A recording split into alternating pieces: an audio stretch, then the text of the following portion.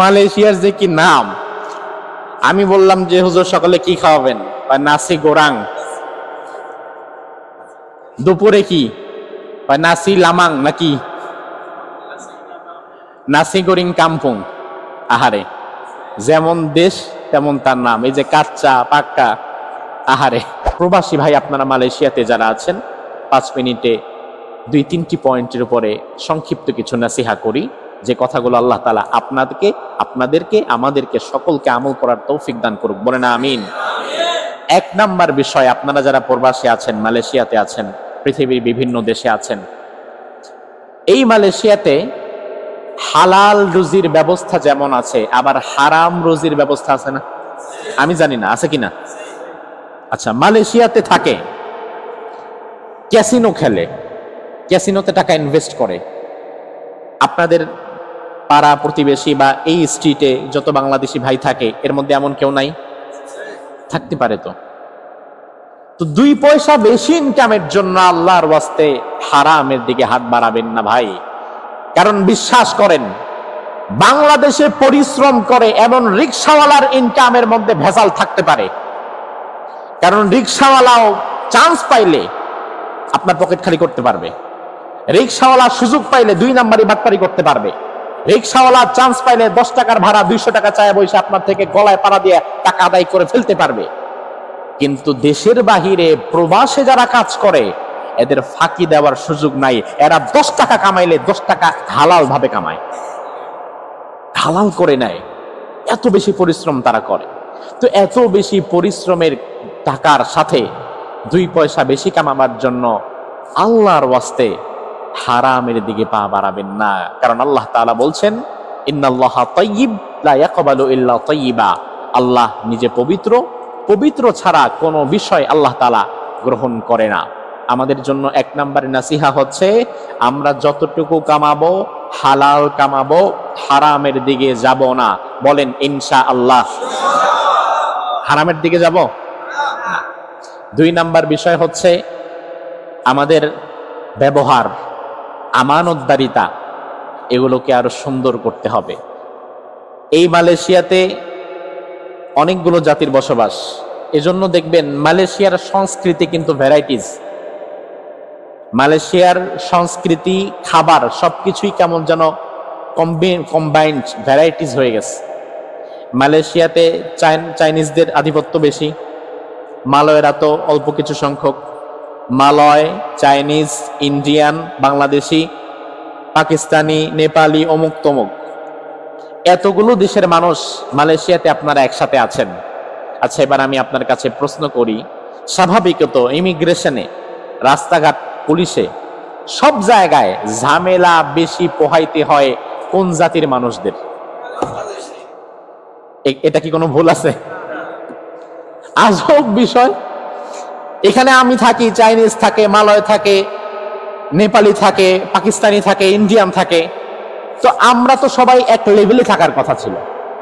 কিন্তু আপনি দেখবেন প্রতিটি সেক্টরে, হোক সেটা বিজনেস অথবা জব, প্রতিটি সেক্টরে ABC ক্যাটাগরির করলে Malay Chinese first category, Indian second category, Bangladesh third category. কেন ভাই, কেন? মানে আমরা কি দোষ করলাম? হ্যাঁ, আমাদের দোষ হচ্ছে রাসূলের জীবনের একটা দিকের সাথে আপনারা যারা প্রবাস জীবন কাটাচ্ছেন, আপনাদের জীবনের কিছুটা মিল আছে। লক্ষ্য করেন, রাসূলের জন্ম ছিল মক্কায়, রাসূলের সবচেয়ে বেশি ভালোবাসার স্থান ছিল মক্কা, রাসূলের বেড়ে ওঠা মক্কা, রাসূলের আত্মীয় স্বজন, পাড়া প্রতিবেশী, ভাই বন্ধু সবকিছু কি মদিনায় নাকি মক্কায়? মক্কায়। এই মক্কা ছেড়ে রাসূল যেদিন মদিনার দিকে বাধ্য হয়ে চলে যাচ্ছিলেন হিজরত করে, সেদিন তিনি বারবার মক্কার দিকে তাকিয়ে অঝোর ধারায় কাঁদছিলেন। আবু বকর সিদ্দিক বারবার পানি মুছে দিচ্ছে, ইয়া রাসূলুল্লাহ, আপনি এত কাঁদছেন, এত কষ্ট হয়েছে না এই মক্কায়? আপনার ঠিক মতো খেতে পারেন নাই, আপনাকে অত্যাচার করা হয়েছে, আপনাকে মিথ্যা অপবাদ দেয়া হয়েছে, আপনার আয় রুজিতে হাত দেয়া হয়েছে, নানান দিক থেকে অশান্তি, অস্থিরতা এই জমিনে আপনার উপরে ছিল। তো আজকে এখান থেকে আপনি বের হয়ে যাচ্ছেন, আলহামদুলিল্লাহ, আপনার কান্নার কি আছে? আপনি তো এমন জায়গায় যাচ্ছেন যেখানে আপনি একটা ভালো জীবন যাপন করতে পারবেন। রাসূলের জীবনের সবচেয়ে কষ্টের দিকটাই কিন্তু কেটেছে মক্কায়। মদিনাতে যাওয়ার পরে এত বেশি কষ্ট ফেস করতে হয় নাই। রাসূল আবু বকরকে বললেন, আবু বকর, জন্মভূমির প্রতি আমার যে ভালোবাসা, মায়া, এটা আমি কিভাবে ভুলবো রে আবু বকর? আমি তো আজকে বাধ্য হয়ে যাচ্ছি, কিন্তু দিন শেষের তো আমার জন্মভূমি, এটাকে তো আমি ভুলতে পারি না। প্রবাসে যারা আসে, আপনারা যারা আছেন, হাজার মাইল দূর থেকে বাংলাদেশ ছেড়ে মালয়েশিয়াতে আপনারা যারা এসেছেন, বুকে হাত দিয়ে বলেন তো, খুব শখ করে আসছেন? জীবনে একটা শখ ছিল বিদেশ যাব, এমন শখ করে ভালোবেসে কেউ প্রবাসে আসে না, আসে পরিস্থিতির শিকার হয়, বাধ্য হয়ে। আরে ভাই, দেশে যার জীবন উপকরণে সবকিছু আছে, সোনার চামচ মুখে নিয়ে জন্মেছে, যার জীবনের কোনো কিছুর কোনো অভাব দেশে নাই, ওই ছেলে তো কোনোদিন প্রবাসে আসার চিন্তাও মাথায় আনবে না।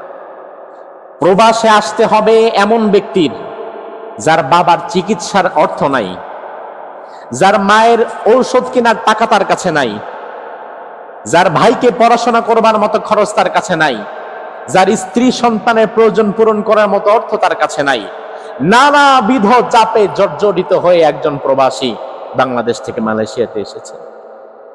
রাসূল যেমন নানাবিধ কষ্ট নির্যাতন সহ্য করতে না পেরে এক পর্যায়ে জন্মভূমি ছেড়ে হিজরত করে মদিনাতে এসেছিলেন, আপনারাও কিন্তু ঠিক তেমন নানাবিধ কারণে অতিষ্ঠ হয়ে থাকতে না পেরে কষ্ট নিয়ে এরপরে বাংলাদেশ ছেড়ে মালয়েশিয়াতে এসেছেন।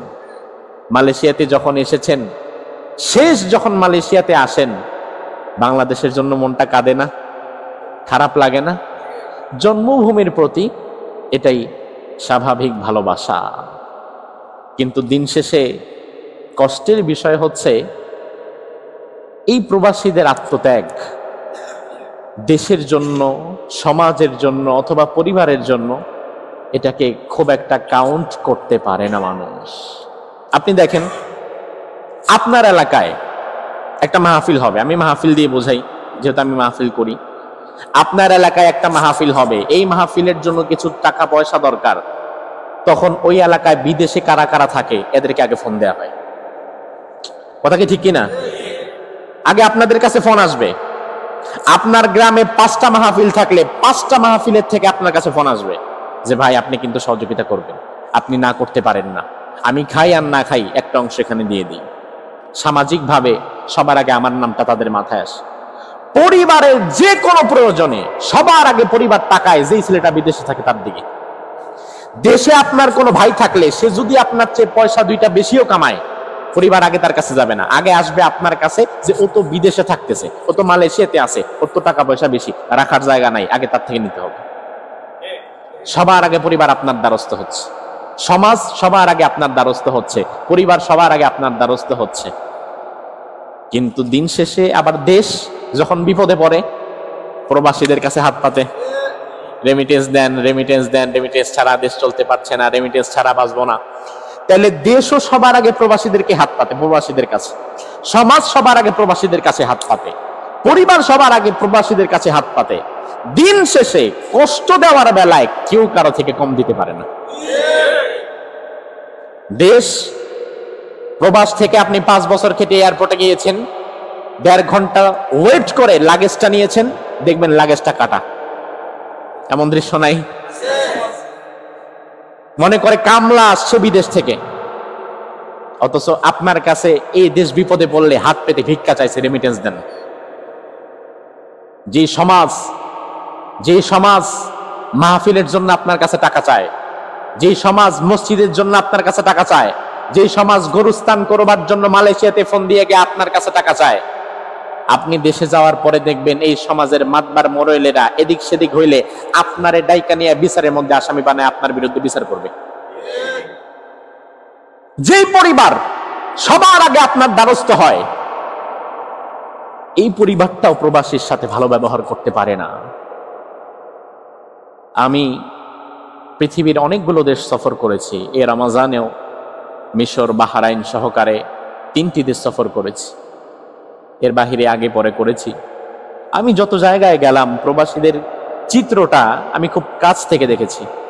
আজকে সকালেও এই যে আপনাদের এদিকে একটা বাজার বসে এই রাস্তায়, এই সবাই তো আপনারা এই বাজার থেকে বাজার করেন, এই বাজারের অধিকাংশ ভাইয়েরা বাংলাদেশি না? এই বাজারে আমি এমন একজন ব্যক্তির সাথে কথা বললাম যিনি প্রায় 12 ঘন্টা নাইট ডিউটি করেন, দিনের বেলায় আবার 3-4 ঘন্টা পার্ট টাইম বাজার করেন।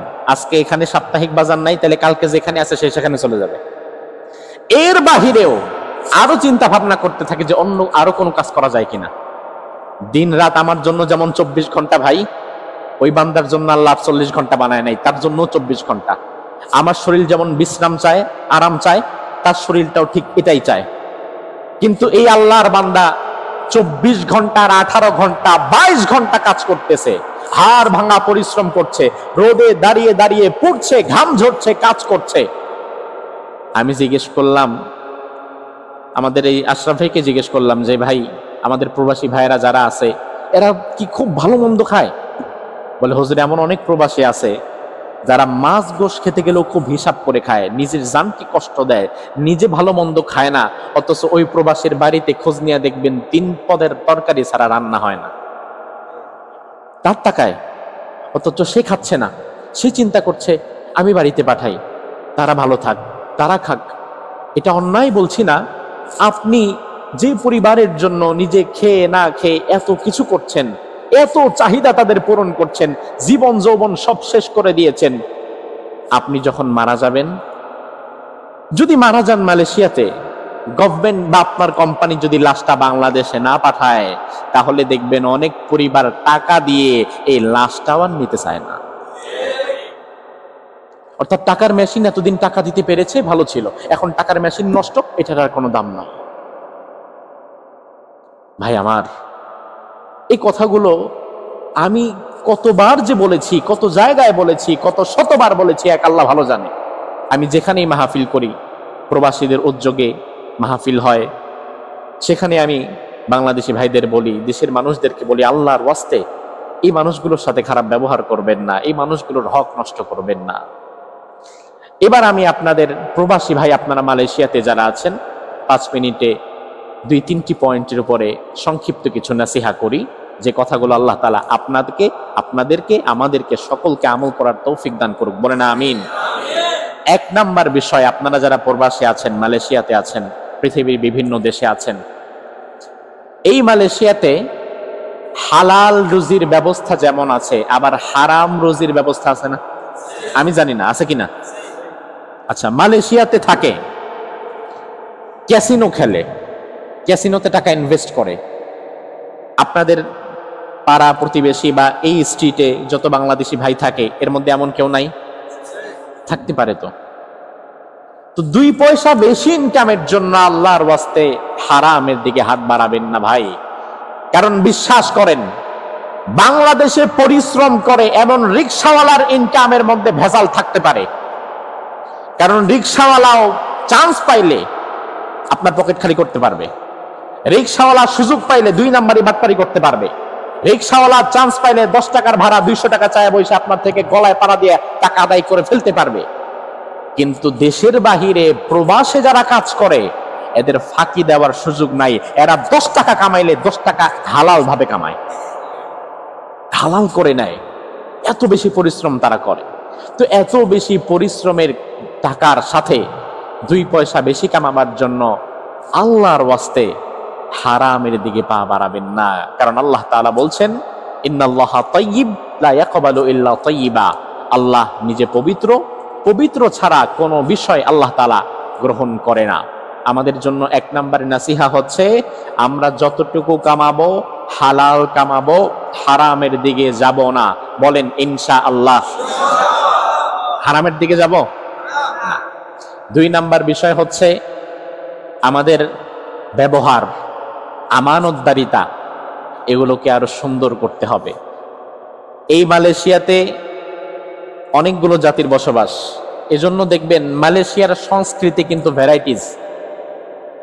মালয়েশিয়ার সংস্কৃতি, খাবার সবকিছুই কেমন যেন কম্বাইন্ড ভ্যারাইটিস হয়ে গেছে। মালয়েশিয়াতে চাইনিজদের আধিপত্য বেশি, মালয়েরা তো অল্প কিছু সংখ্যক। মালয়, চাইনিজ, ইন্ডিয়ান, বাংলাদেশি, পাকিস্তানি, নেপালি, অমুক তমুক, এতগুলো দেশের মানুষ মালয়েশিয়াতে আপনারা একসাথে আছেন। আচ্ছা, এবার আমি আপনার কাছে প্রশ্ন করি, স্বাভাবিকত ইমিগ্রেশনে, রাস্তাঘাট, পুলিশে, সব জায়গায় ঝামেলা বেশি পোহাইতে হয় কোন জাতির মানুষদের? এটা কি কোনো ভুল আছে? আজব বিষয়। এখানে আমি থাকি, চাইনিজ থাকে, মালয় থাকে, নেপালি থাকে, পাকিস্তানি থাকে, ইন্ডিয়ান থাকে, তো আমরা তো সবাই এক লেভেলে থাকার কথা ছিল। কিন্তু আপনি দেখবেন প্রতিটি সেক্টরে, হোক সেটা বিজনেস অথবা জব, প্রতিটি সেক্টরে এ বি সি ক্যাটাগরির করলে Malay Chinese first category, Indian second category, Bangladesh third category. কেন ভাই, কেন? মানে আমরা কি দোষ করলাম? হ্যাঁ, আমাদের দোষ হচ্ছে সম্ভবত যথাসম্ভব আমাদের আমানতদারিতা অথবা আমাদের ব্যবহারে কোনো একটা সমস্যা থাকতে পারে, যার কারণে এই জাতির মানুষ পিছিয়ে গেছে। আমাদের ব্যবহার, আমাদের আমানতদারিতা, এটা পারে আমাদের মান মর্যাদা এদেশের মধ্যে উড্ডীন করতে। এজন্য যেহেতু ওই যে শুরুতে বললাম রাসূলের জন্মের মাস রবিউল আউয়াল, রবিউল আউয়াল মাসকে কেন্দ্র করে রাহমাতুল লিল আলামিনের জন্ম হয়েছিল এই বছর, এই মাসে। রাসূলের জন্ম যেহেতু হয়েছিল এই মাসে, এই মাসে যেহেতু আমি আপনাদের সামনে কথা বলছি, মেহেরবানি করে আপনারা সকলেই রাসূলের জীবন থেকে উত্তম আদর্শ গ্রহণ করে নিজেদের আমানতদারিতা সর্বোচ্চ পর্যায়ে নিজেদের ব্যবহারকে নিতে হবে। পারবো না ইনশাআল্লাহ? আচ্ছা দেখেন, রাসূলের উত্তম ব্যবহার দুনিয়াতে কারো ছিল? রাসূলের উত্তম আদর্শ দুনিয়াতে কারো ছিল? তো চাইনিজরা কি রাসূলের আদর্শে অনুপ্রাণিত? ইন্ডিয়ান, তামিলনাড়ুর, এরা কি রাসূলের আদর্শ মানে? তো আমরা যারা মুসলিম বাংলাদেশি, আমরা যদি না মানি তাহলে হবে কিভাবে? মালয়েশিয়ান মুসলিমেরা আমাদের আদর্শ না, চাইনিজ মুসলিমেরাও আমাদের আদর্শ না। আপনি বলবেন হুজুর এরাও তো মুসলমান, এরা দেখি মুখ খুলে হাঁটাহাঁটি করে। আরে ভাই, ইসলাম তো তারা না। তারা ভুল করছে বলে আমি ভুল করতে পারি না, তো আমাকে ইসলাম শিখতে হবে মুহাম্মাদুর রাসূলুল্লাহ থেকে, চাইনিজদের থেকে না, মালয়েশিয়ানদের থেকে না। ইসলাম শিখতে হবে মুহাম্মাদুর রাসূলুল্লাহ থেকে, যার আদর্শের চাইতে সুন্দর আদর্শ দুনিয়াতে আর কারো হতে পারে। রাসূলের একজন কৃতদাস খাদেম ছিল, নাম যায়েদ। কি নাম? কৃতদাস। যখন দাস প্রথা ছিল তখন মা খাদিজার একজন ব্যবসায়িক পার্টনার এই কৃতদাস যায়েদকে ওকাজ মেলা থেকে কিনে, ছোট্ট বাচ্চা কিনে, এই বাচ্চাকে মা খাদিজাকে উপহার দেওয়া হয়। তখন তো কৃতদাস বেচা কেনা হতো, এখন আমরা যেমন ফোন কিনি বেচি উপহার দেই, তখন এইরকম হতো। যায়েদকে যখন মা খাদিজার কাছে উপহার দেওয়া হয়, মা খাদিজা আবার বিয়ের দিন খুশি হয়ে এই বাচ্চা যায়েদকে, কৃতদাস যায়েদকে রাসূলকে উপহার দেয়। সুবহানাল্লাহ বলবেন না? তাইলে এখন যায়েদ রাসূলের কাছে হস্তান্তর হয়ে গেছে। আপনার কর্মচারীর উপরে আপনার অধিকার যতটা, কৃতদাসের উপরে আমাদের অধিকার থাকতো তার চেয়ে বেশি, কারণ কৃতদাস, তার আমি যা বলবো তা করতে সে বাধ্য। এই ছোট্ট বাচ্চা কৃতদাস গ্রাম থেকে একদল ডাকাত তাকে ছিনিয়ে নিয়েছে, ছোটবেলায় ছিনিয়ে নিয়ে ওকাজ মেলায় বিক্রি করে দেয়। এরপর থেকে যায়েদ আর কোনোদিন তার মা বাবার কাছে ফিরতে পারে। একদিন হঠাৎ করে মক্কায় যায়েদের গ্রাম থেকে এক ব্যক্তি ঘুরতে এসেছে। আসার পরে দেখলো, আরে এই আমাদের গ্রামের ছেলে যায়েদ না, এটা অনেক বড় হয়ে গেছে। তো জিজ্ঞেস করলো, তোমার নাম কি? বলে যায়েদ। তোমার বাড়ি কই? কয় এখন তো এখানেই থাকি। তো আগে বাড়ি কোথায় ছিল? বলে আগে বাড়ি অমুক গ্রামে ছিল। তোমার বাবার নাম কি? হারেসা। বলে জি। বলে যায়েদ, তুমি তো জানো না তোমার মা বাবা তোমাকে হারায়া কাঁদতে কাঁদতে পাগল হয়ে গেছে যায়েদ। আমি আজকে গ্রামে ফিরে তোমার মা বাবাকে আবার তোমার কাছে নিয়ে আসবো, এখানে আর কষ্ট করতে হবে। ওই ব্যক্তি গ্রামে চলে গেছে, যায়েদের মা বাবার কাছে গিয়ে বলল, আপনার কলিজার টুকরো হারানো ধন আমরা খুঁজে পেয়েছি। কোথায়? ওই মক্কায় আব্দুল্লাহর পুত্র মুহাম্মাদের বাড়িতে। তখন রাসূল নবী হয়ও নাই, নবুয়ত তো তিনি পান নাই। বললো আব্দুল্লাহর বাড়িতে নাকি? তাড়াতাড়ি আমরা গিয়ে কালকে মক্কা থেকে নিয়ে আসবো, যত টাকা লাগে তত টাকা দেবো। পরের দিন জায়েদের পরিবার টাকা পয়সা সব নিয়ে মক্কায় চলে এসেছে, মুহাম্মাদের ঘর থেকে জায়েদকে ফিরিয়ে নিয়ে যাবে। আসার পরে এবার রাসূলকে বলা হলো, ইয়া রাসূলুল্লাহ, ও মুহাম্মদ আব্দুল্লাহর পুত্র, এই ছেলেটা তো আমাদের বাচ্চা, ডাকাত দল তাকে ছিনিয়ে নিয়ে মেলায় বিক্রি করে দেয়, সেখান থেকে হয়তো তোমার কাছে চলে আসে। এখন আমরা আমাদের ছেলেকে ফিরিয়ে নিতে চাই। আমি জানি খালি হাতে দিবা না, যেহেতু তুমিও কিনছো, এজন্য যত টাকা লাগে বলো, আমরা টাকা দিয়ে আমাদের সন্তানকে আমরা নিয়ে যাব। আল্লাহর হাবিব বললেন, আমি কাউকে জোর করে পাঠাতে পারবো না, আবার আমি কাউকে জোর করে রাখতেও পারবো না। জায়েদ যদি চলে যেতে চায়, আমার কোনো দাবি দাবা নাই, জায়েদ চলে যেতে পারবে। আর জায়েদ যদি থাকতে চায়, আমি তাকে জোর করে ভাগাতেও পারবো না। আর জায়েদ যদি আপনাদের সাথে চলে যেতে চায়, আমি তাকে এক মুহূর্তের জন্য আটকাবো না, কোনো টাকাও লাগবে না। মা বাবা জায়েদকে কোলে নিয়েছে, নিয়ে বলল, বাবা চল তাড়াতাড়ি বাড়ি চলে যাই। জায়েদ কেঁদে কেঁদে বলল, ও মা ও বাবা, তোমরা বাড়ি ফিরে যাও। তার কারণ মুহাম্মাদের মতো বাবা পাওয়ার পরে, খাদিজার মতো একজন মা পাওয়ার পরে জমিনে দ্বিতীয়বার আর কোনো মা বাবার কোনো দরকার আমার নাই। আমি এই ঘরে এসে এত ভালোবাসা পেয়েছি, এই ঘরে এসে আমি গোলাম জায়েদ, আমি কৃতদাস, এত ভালোবাসা তাদের কাছ থেকে আমি পেয়েছি, জীবনে আর কোনোদিন তাদের ঘর ছেড়ে আমি বের হব না। প্রয়োজনে তোমরা মাঝে মাঝে আসবে, আমারে দেখে যাবা, আমি তো এখানেই আছি, তবে আমি আমার এই মুহাম্মদ এবং খাদিজাকে ছেড়ে যাব না। আহারে কৃতদাস, ওই কৃতদাসের সাথে রাসূল ব্যবহারটা এত সুন্দর ভাবে করতেন, কোথাও গেলে রাসূল নিজে কৃতদাসটাকে কোলে নিয়ে যেতেন, কৃতদাস জায়েদকে রাসূল নিজে খাইয়ে দিতেন, কৃতদাস জায়েদের কাপড়টা ময়লা হলে রাসূল নিজে ধুয়ে দিতেন। মক্কার মানুষের অবাক হয়ে মনে করতো, এটা বোধহয় মুহাম্মাদের কৃতদাস না, এটা মনে হয় মুহাম্মাদের আপন ছেলে। ছেলে না হলে কোনো মানুষ আরেক বাচ্চার জন্য এত কিছু করে না। এই জন্য জায়েদকে সবাই বলতে লাগলো, জায়েদ বিন মুহাম্মদ, এটা মুহাম্মাদের ছেলে জায়েদ, অথচ এটা তো মুহাম্মাদের ছেলে নয়। আল্লাহ আয়াত নাযিল করে দিলেন, উদুহুম লিআবাইহিম, তোমরা বাবার নাম ধরে ছেলেকে ডাকবা, অন্য কারো নামে নয়। অথচ মক্কার মানুষ রাসূলের সাথে কৃতদাসের ব্যবহার এত সুন্দরভাবে হয়ে যাওয়ার কারণে মক্কার মানুষ ভুলেই গিয়েছিল এটা আসলে কৃতদাস। এই হচ্ছে ব্যবহার, ব্যবহার দিয়ে কৃতদাস এবং মালিকের যে প্রাচীর, এই প্রাচীর রাসূল ভেঙে দিয়েছেন। এখন বোঝা যায় না এটা নিজের ছেলে নাকি কৃতদাস। এই জন্য আমরা যারা মালয়েশিয়াতে আছি, আমাদের ব্যবহার রাসূলের মতো সুন্দর হওয়া দরকার না? আমরা যদি জাস্ট, আমরা কিন্তু কাজ কম করি না, বাংলাদেশিরা কিন্তু এমন ভাদাইম্মা না যে কাজ দিবেন কাজ করবে না, অনেক পরিশ্রম করতে পারে। শুধুমাত্র আমরা পিছিয়ে আছি আমাদের স্বভাব, চরিত্র, খাসলত, মিথ্যা কথা আর দুশ্চরিত্রতার কারণে। কথা কি ঠিক কিনা? আমরা যদি আমানতদারিতা এবং নিজেদের ব্যবহার ঠিক করতে পারি, তাহলে মালয়েশিয়াতে চাইনিজদের যেমন আধিপত্য এবং সম্মান, এমন সম্মানের জায়গায় আমরা চলে যেতে পারবো না? অবশ্যই পারবো। এরপরের বিষয় হচ্ছে আমরা নামাজ ছাড়বো না, এটাই সর্বশেষ বিষয়। এই যে মালয়েশিয়াতে আপনারা যারা আছেন, হাজার হাজার কিলোমিটার দূর থেকে এখানে এসে কাজ করছেন, 2 পয়সা উপার্জন করছেন, পরিবারকে দিচ্ছেন, একদিন চলে যাবেন ভাই, সব ছেড়ে একদিন বিদায় হয়ে যাবেন, হবেন না ভাই? আচ্ছা, এই যে আপনারা একসাথে কাজ করছেন, বছরে এমন হয় না 2-1 মারা গেছে? খবর আসে না আপনাদের কানে? এই খবর একদিন আপনি নিজে খবরের বস্তু হয়ে যাবেন। আপনি হঠাৎ করে একদিন নাই, হয়তো আজকে বসে আছেন, কালকে সময় আপনি নাই, এই বছর আছেন, আগামী বছর আপনি নাই।